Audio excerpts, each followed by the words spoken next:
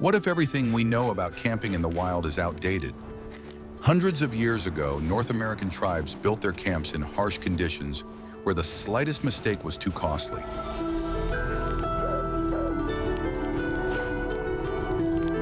The indigenous peoples of the Great Plains never stopped at random spots on unfamiliar land. Each campsite required careful analysis of the terrain, wind direction, and distance from large bodies of water. This process took a long time, but it guaranteed a peaceful rest during the dark hours of the day.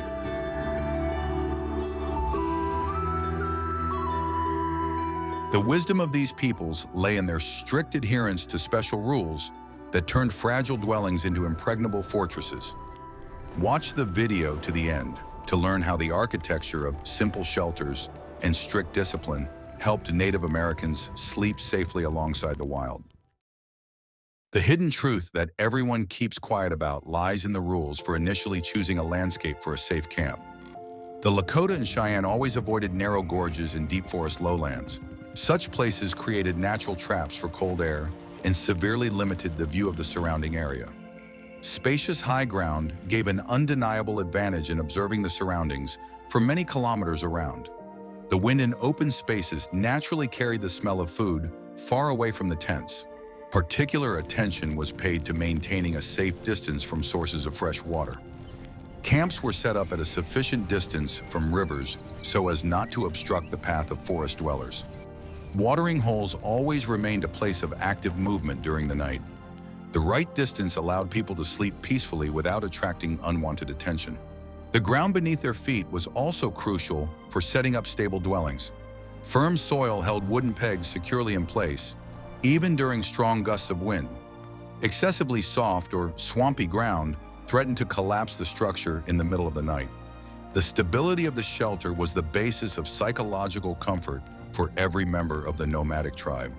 The peoples of the eastern forest paid close attention to the condition of the surrounding tall trees. The Iroquois carefully inspected the trunks and branches before beginning construction of their longhouses. Dry or broken crowns posed a hidden threat during sudden summer storms. The territory was cleared of any unstable elements for the overall safety of the entire settlement. In subarctic regions, the Athabascans always took into account the height of the winter snow cover. The camp was located in areas reliably protected by dense spruce forests from the piercing northern winds. Tall trees served as a natural barrier, reducing the destructive force of the icy elements. The dense wall of coniferous forest created a kind of shield around the camp. The location of the entrances to the dwellings always followed a strict and well-thought-out logic. Doors traditionally faced east, greeting the first rays of the rising morning sun. This rule helped to warm up the cold room faster in the early morning. At the same time, this orientation minimized the penetration of the prevailing cold westerly winds. The space between shelters was planned with incredible mathematical precision. The tents were close enough to allow for quick communication in complete darkness. At the same time, the necessary distance was maintained to prevent the instant spread of domestic fires. Competent planning transformed scattered structures into a single, reliable protective complex. Winter camps required an even more careful approach to the choice of the surrounding landscape. The Comanches sought out deep canyons protected by high stone walls from raging ice storms. The southern slopes of the hills absorbed the meager daytime heat and slowly released it at night. The natural terrain became man's main ally during the coldest and hardest months. It would be very interesting to hear your opinion on choosing the ideal place for a camp. Be sure to write in the comments where you would stay in similar conditions. Subscribe to the channel to continue your in-depth study of the amazing traditions of the past. Your support helps us create more detailed and high-quality historical analyses. Are you ready for the shocking truth about how ordinary food supplies were stored? The smell of cooked food spread for miles around the camp, attracting unwanted attention. Indigenous peoples understood that provisions required special treatment and strict spatial isolation. Improper storage of supplies jeopardized the safety and well-being of the entire settlement. Meat and harvested berries were never left inside sleeping quarters overnight. All food was taken outside the living area to specially designated, protected areas. The Crow tribes built tall wooden platforms that were completely inaccessible from the ground. The supports for these structures were made of smooth trunks, making it as difficult as possible to climb them. In the Northeast, the Iroquois used deep pits to safely store their harvest. The earthen storage areas were carefully dug out in dry soil and lined with thick layers of bark. The hiding place was tightly covered with heavy flat stones and carefully camouflaged with fresh turf. The cool earth served as an excellent natural refrigerator and reliably concealed any odors. Drying food was an essential step in preparing it for long-term and safe storage. Thin strips of venison were hung in the bright sun until they were completely and permanently dehydrated. The absence of excess moisture in food significantly reduced the intensity of its natural smell. Dry rations were placed in thick leather bags, tightly tied with strong animal sinews. Rendered fat was stored in airtight containers made from the dense internal organs of large ungulates. These natural containers were thoroughly washed and completely dried before each use. The thick shell did not allow a single drop of the valuable and nutritious product to escape. This proven method allowed food supplies to be preserved during the long winter months. Cooking utensils and tools had to be cleaned immediately after the meal. Pots were thoroughly scrubbed with river sand and wood ash to remove the smallest food residues. Any fat left on the utensils would become a powerful beacon for the nocturnal inhabitants of the forest. Perfect cleanliness in the camp was maintained with incredible strictness and surprising pedantry. The everyday clothes in which the prey was cut up were also subjected to mandatory heat treatment. The thick smoke from the fire served as an excellent means of completely neutralizing strong organic odors. The clothes were hung over smoldering coals to be deeply impregnated with the pungent wood smoke. The smell of smoke was associated by forest dwellers exclusively with the frightening presence of humans. In the harsh subarctic conditions, the Koryak hunters used natural frost to freeze their supplies. Fish and meat were stored in deep ice caves or buried in thick snow. Low temperatures completely stopped the process of spoilage and reliably blocked the spread of odors. The snow-white cover became an ideal natural safe for camps during the cold season. All inedible food scraps and bones were burned in a bright fire until they turned to white ash. Strict camp rules strictly prohibited throwing such waste into the nearest bushes. The hot fire destroyed any organic traces, leaving only gray dust behind. Strict discipline and waste management was the main basis for a peaceful night's rest. How effective do you think the use of high platforms was compared to earthen pits? In the next chapter, you will learn what secret methods of odor masking were used to protect the people themselves. What happened in the shade of the trees forever changed the concept of secrecy. Odor control was not limited to food supplies and food scraps. The human body and everyday clothing emitted a wide variety of natural scents.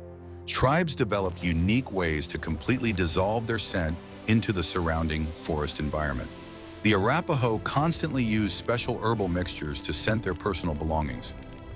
Dry cedar branches and sage were thrown into the fire to create a thick, fragrant cloud of smoke.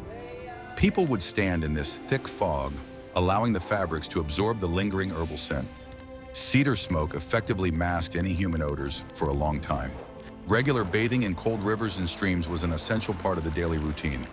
However, after such ablutions, wet skin was often rubbed with fine ash or special herbs. The use of natural soap root allowed sweat to be washed away without leaving a strong floral scent.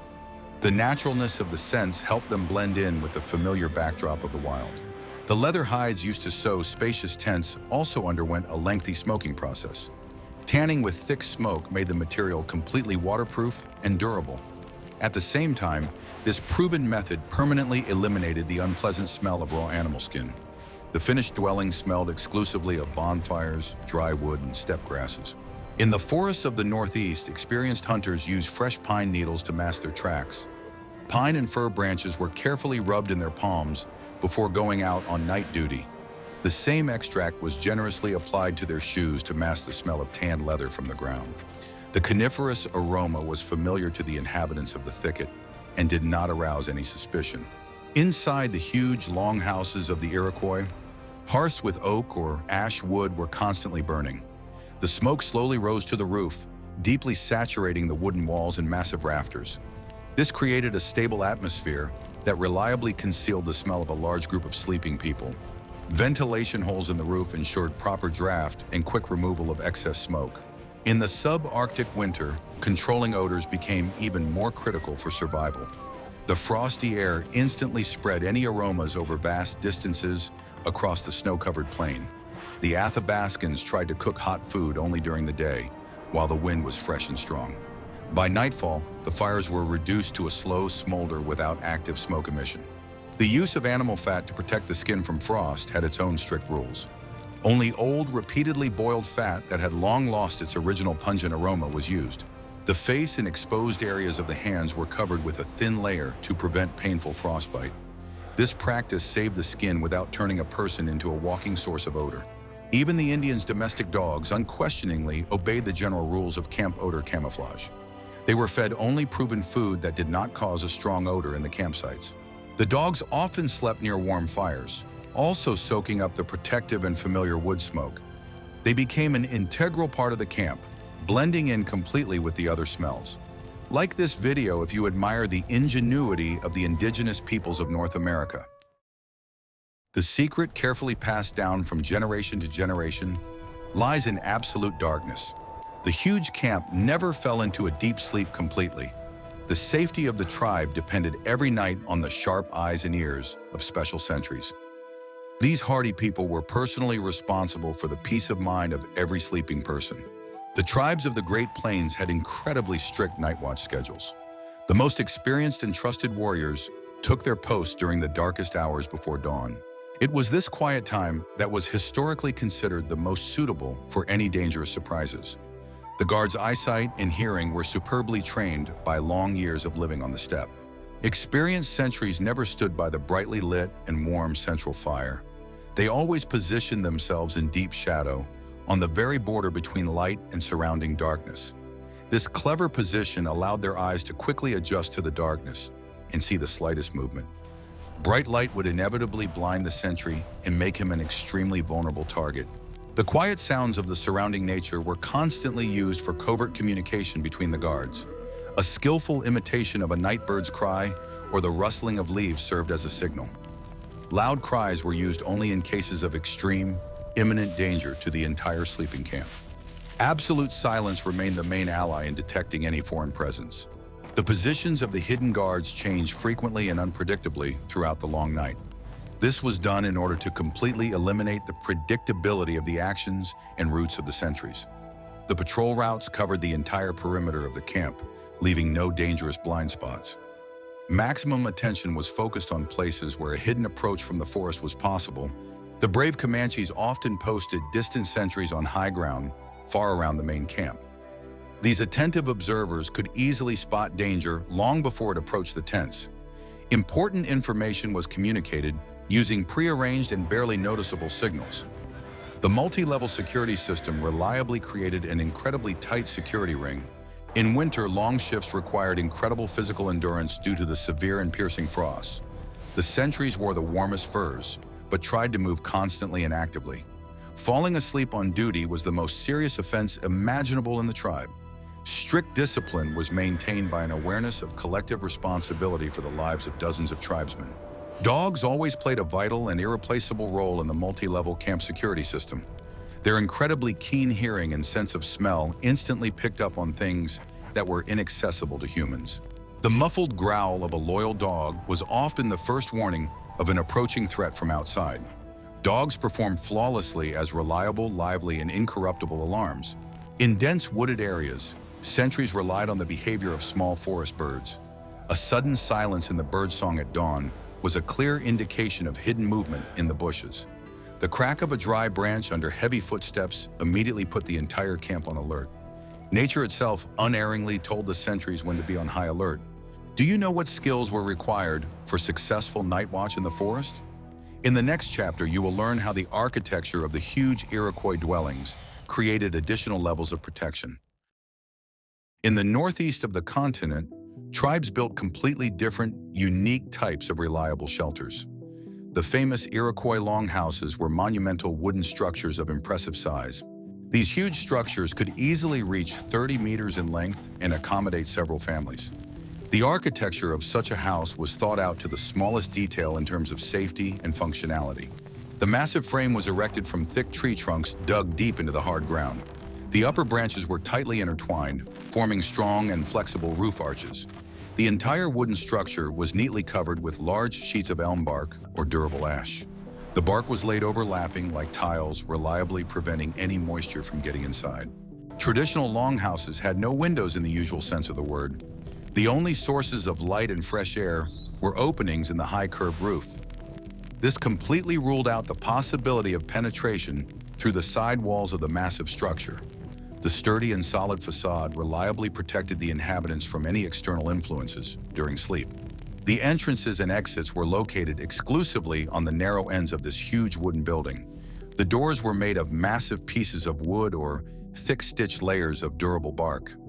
At night, these passages were tightly closed and securely blocked from the inside with heavy wooden beams. Breaking through such a door without making a loud noise was an absolutely impossible task for anyone. The interior space was cleverly divided into cozy living quarters along a long central corridor. Each family had its own stone hearth for heating and safe cooking. The sleeping areas were conveniently located on wooden platforms, raised high above the earthen floor. The height of the platforms provided excellent protection from dampness and carefully preserved heat on cold nights. Directly under the roof of the house, there were sturdy crossbars for storing supplies and tools. Hanging items were kept warm and deeply saturated with preservative wood smoke. This arrangement freed up floor space and created the necessary order inside the large communal dwelling. Perfect order ensured the rapid movement of people in the event of a sudden nighttime alarm. The thick wooden walls provided excellent sound insulation, greatly muffling the surrounding noises of the night forest. At the same time, any rustle of a stranger inside the house would instantly be carried by a ringing and hollow echo. The architecture created the effect of an acoustic chamber, where the owners had complete control over every sound. Peaceful sleep was reliably ensured by the strength and closed nature of the massive wooden structure. Around groups of long houses, tribes often erected incredibly high wooden palisades. Thick logs were sharpened at the ends and dug deep into the ground to form a solid, impenetrable wall. This powerful palisade served as the first and most reliable line of defense for the entire forest settlement. It was incredibly difficult to overcome such a barrier, even in daylight. Inside the protected perimeter of the palisade, there was enough space for various economic needs. Huge stocks of firewood for the winter were stored there, and there were sturdy racks for drying skins. The enclosed area made it easy to carry out daily work without fear of leaving the safe zone. The settlement turned into a real wooden fortress in the middle of endless and wild forests. The engineering of the longhouses clearly demonstrated a deep understanding of the laws of physics and the properties of materials. The bark provided reliable protection from the piercing wind, and the thick wood served as an excellent natural insulator. These dwellings stood for decades, easily withstanding harsh, snowy winters and summer hurricanes. Life in such a house was a vivid example of the highest degree of protection and comfort. How far can the human mind go in an attempt to withstand the most merciless elements on the planet? What modern historians and ethnographers have discovered in old archives and records of pioneers is incredibly striking in its depth of thought. Survival in subarctic regions during the winter months required people to have extraordinary skills and iron discipline.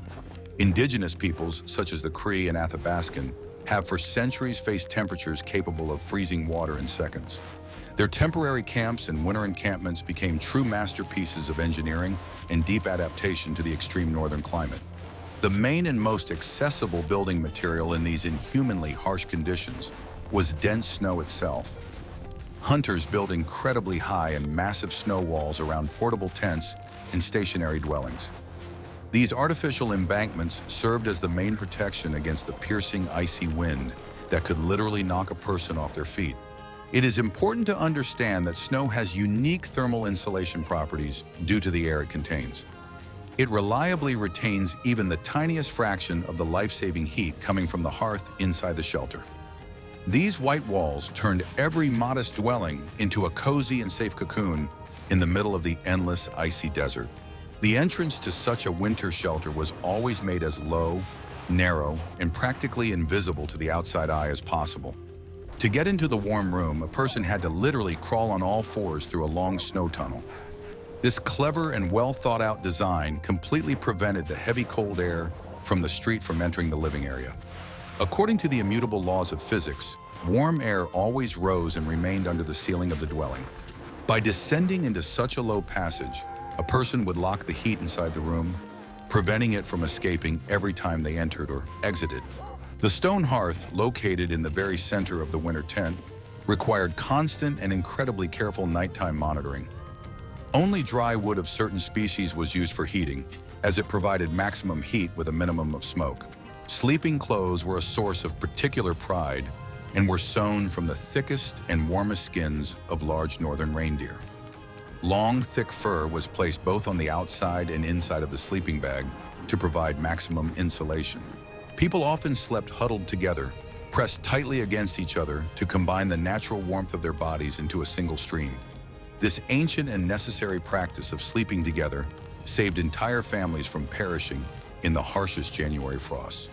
Deerskin has a tubular hair structure, making it the best natural insulator created by evolution for such regions. All winter footwear had to be cleaned of stuck-on snow before bedtime and dried very thoroughly by a warm stone hearth. If moccasins were left damp, they would turn into a solid piece of ice overnight, completely unsuitable for wearing. Every morning, a fresh batch of dry grass was placed inside leather shoes to effectively absorb any remaining moisture and sweat. Taking care of their feet was the primary and most important task for every adult living in the subarctic. Losing the ability to move quickly due to frostbite in the winter forest was equivalent to an immediate death sentence. Work tools, valuable harnesses, and hunting weapons were always kept inside the tent to prevent them from freezing completely and losing their properties. The wood of bows, fragile from the severe frost, could easily crack at the first attempt to pull a tight bowstring. Keeping the heat inside the dwelling helped maintain the natural flexibility of the materials and ensured that the weapons were ready for immediate use. Every important item in the winter camp had its own strictly defined and necessarily warm place, protected from frost. People understood that their lives depended directly on the serviceability of their simple but vital equipment. Movement around the winter camp was reduced to the absolute and strictly necessary minimum to save calories. All the paths between individual shelters and warehouses were trampled very deeply into the snow, forming a kind of smooth trenches. These narrow paths allowed people to move quickly about their business without sinking into the incredibly deep snow drifts. Over time, the walls of these trenches froze and became solid, creating additional corridors protected from gusts of wind. Every movement in the camp was calculated and aimed at fulfilling a specific task to ensure the community's survival. The entire camp lived a measured, very economical life focused on conserving precious internal energy while waiting for spring. At this time of year, people made almost no unnecessary movements, spending long hours repairing clothes or telling ancient legends. It is amazing how human beings could not only survive, but also thrive safely in such unbearable conditions, isn't it? This incredible resilience and ingenuity of the northern peoples is still a subject of admiration for modern scientists. In the next chapter, you will learn how sacred flames were used by ancient hunters as an impenetrable protective wall against predators. Controlling fire was the highest art for every indigenous inhabitant of the vast North American continent. A hot campfire was not only a source of heat, but also the main protective barrier for the camp.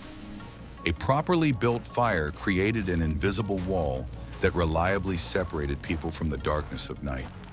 Knowledge about the properties of fire was carefully passed down from fathers to sons for centuries. There were many ways to stack wood to achieve completely different goals. For nighttime heating, a star-shaped stack was used, where the logs shifted toward the center as they burned. This ensured long, slow, and stable burning without the need to frequently add wood. Sleeping people could count on steady heat until dawn without any extra effort. Special signal fires were lit around the perimeter of the camp to ensure visibility for the guards. These night fires were made small so as not to blind the sentries, but bright enough. Dry branches were used as the main fuel, producing an incredibly high, bright flame. The line of light clearly outlined a safe zone, which no one left without extreme necessity. In the very center of the teepee, a safe hearth was built in a specially dug round depression. The edges of this pit were tightly lined with round river stones that accumulated the heat of the flames. The stones heated up significantly during the evening and continued to give off heat even after the coals had gone out. This stone oven effect reliably maintained a comfortable temperature throughout the long night. The ability to quickly obtain a life-saving fire was an absolutely critical skill for survival in the forest.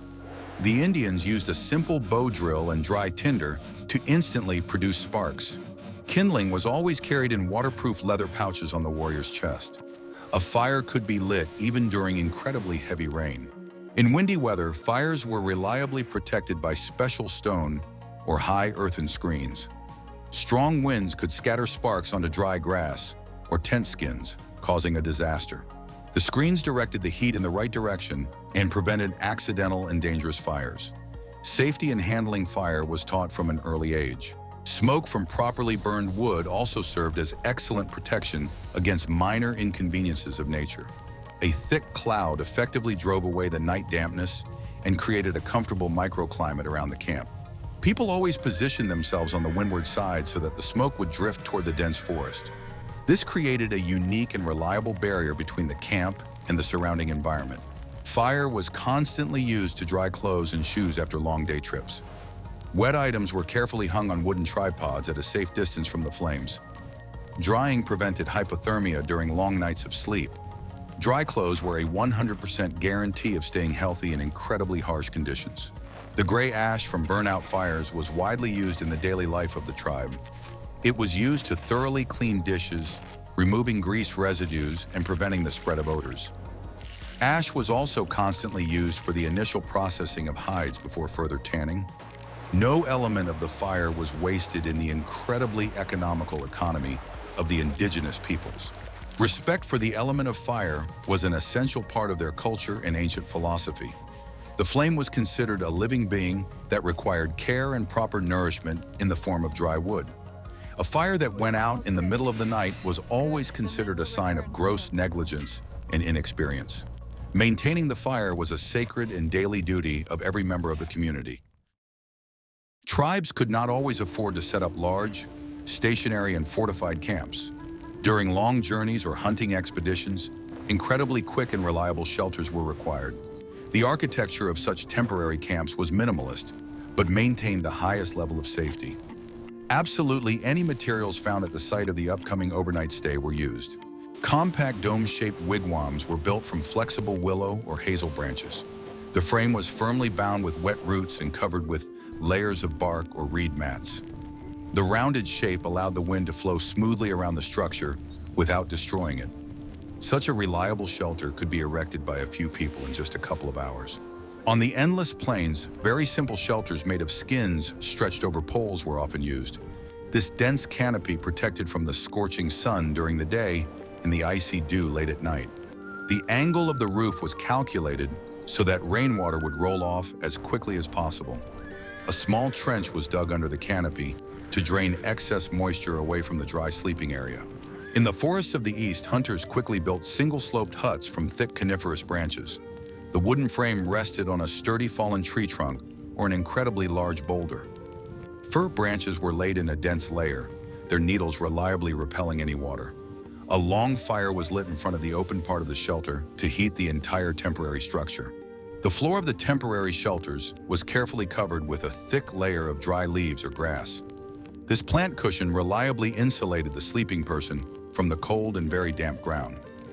The thicker the layer of insulation, the more comfortable and safer the night was. Warm sleeping skins were carefully laid on top, creating a soft and cozy bed. Temporary shelters were always carefully camouflaged to blend in with the surrounding landscape for maximum concealment. Fresh branches and turf made the hut practically invisible from a distance of a few steps.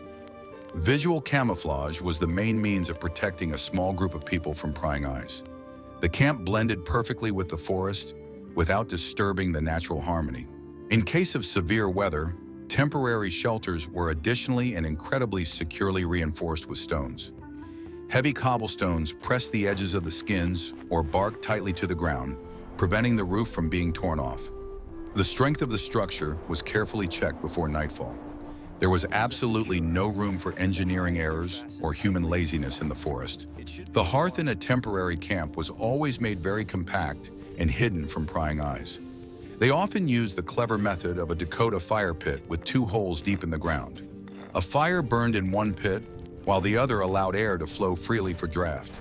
Such a flame was completely invisible on the surface and did not produce high sparks. Mobile camps left virtually no visible traces on the ground.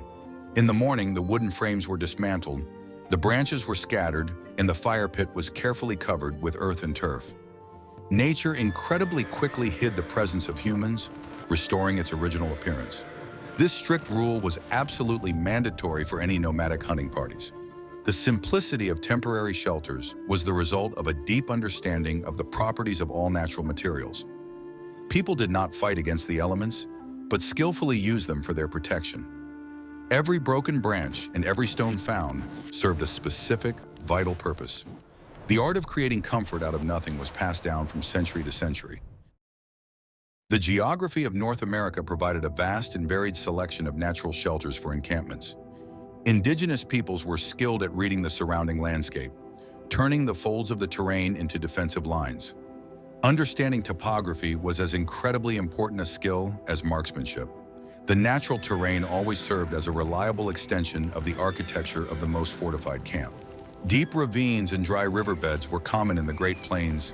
These natural trenches served as excellent places for small groups of people to spend the night in hiding. High earthen walls protected them from the wind and completely hid the light of their campfires. In such a reliable shelter, it was possible to safely wait out even the strongest and longest storms. In mountainous areas, preference was always given to shallow caves and stone rock shelters. A massive stone arch served as a ready-made and absolutely indestructible roof over one's head. A fire lit at the entrance heated the stone, which radiated gentle warmth throughout the night. These were the most reliable and well-protected natural dwellings possible. Islands on large rivers and lakes were incredibly ideal, isolated fortresses.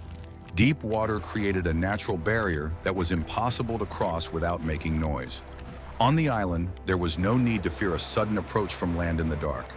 The camp was always completely safe under the cover of the calm water surface. Dense thickets of thorny bushes were also often used as an impenetrable defensive perimeter. In the very center of such thickets, a spacious clearing was cut out for setting up tall tents. It was an impossible task to get through the wall of sharp thorns without making a loud crack. The vegetation served as a reliable natural barbed wire fence around the hidden camp. Elevated areas with steep slopes were chosen for camps that required maximum panoramic visibility.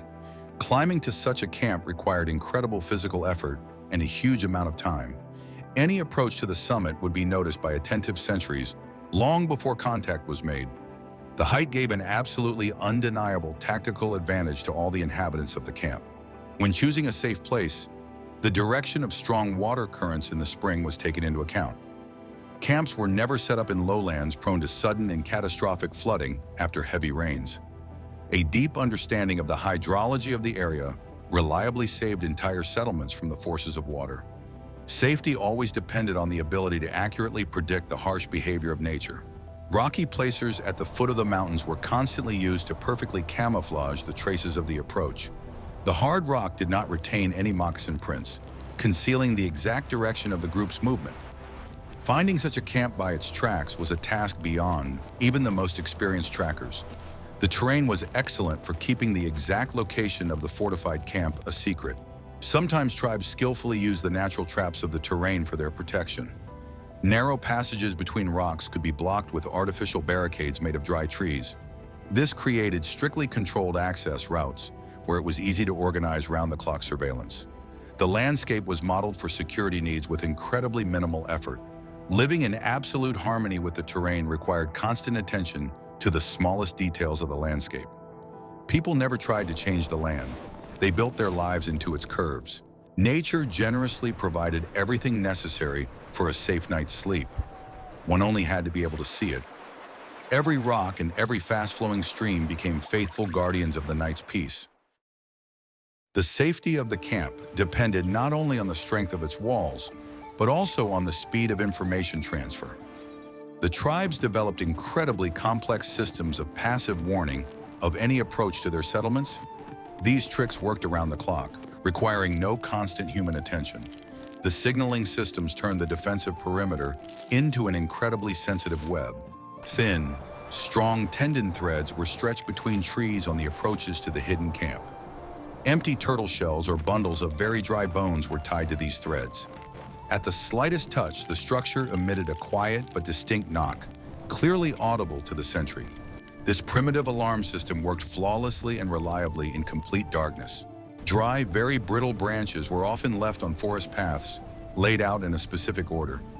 It was absolutely impossible to step on such a branch without making a loud crunch. The sentries knew exactly where these traps were located and could easily determine the exact direction of the sound. Nature itself became a magnificent musical instrument for sounding the alarm. The tribes of the plains had an amazing practice of creating dust traps on dry areas of land. The soil was finely ground so that even the slightest footprint would remain on it. Early in the morning, trackers carefully checked these control strips for foreign footprints. Any nighttime movement near the camp was inevitably and clearly recorded on the soft ground. The dogs were also trained to give special secret signals that were very different from their usual barking. A quiet whimper meant an incredibly suspicious noise in the distance that required special attention from the guards. A low growl indicated a very close and incredibly serious threat to people. The animals were integrated into the warning system as the most reliable detectors. During the day, a complex system of tall smoke signals was used to communicate between remote camps. The color and shape of the smoke column conveyed absolutely accurate information about the situation around. The wind could distort the signal, so fires were lit exclusively on high open hills. This made it possible to instantly warn neighbors of any important changes in the situation. Markings on trees served as hidden and safe signposts for their own tribesmen. Broken branches or cuts in the bark indicated safe routes to the nighttime forest camp. A stranger would not have noticed these small details in the dense forest landscape. The system of secret signs allowed hunters to find their camp without fail in the dark. Inside the camp itself, there was a strict system of sound commands for incredibly rapid mobilization. A certain rhythm of drum beats signaled the need to immediately extinguish all burning fires. This order was carried out instantly, plunging the settlement into darkness and absolute silence. The coordination of all actions prevented panic in the most critical moments. In winter, clever deceptive tracks were created on the white snow, leading away from the real camp. A group of hunters could walk several kilometers in a completely false direction. After that, they would return as secretly and carefully as possible along their own tracks. Disinformation has always been an incredibly important part of the overall winter safety strategy. This complex set of clever measures created a powerful, multi-layered defense around fragile human sleep. No element of the system worked in isolation. They all complemented each other. Indigenous peoples perfected the art of safe overnight stays to an unattainable level of perfection. Their camp rules were written by generations of experience and reliably guaranteed the preservation of lives. We have covered only a small part of the strict rules that allowed the indigenous peoples of North America to exist safely in harmony with nature. Their ability to choose a place for a camp, control odors, and use the terrain demonstrates incredible wisdom. These unique skills remained a matter of survival in a harsh world for centuries. Please suggest topics for future videos that you would like to see in the next episodes in the comments, and be sure to subscribe to our channel.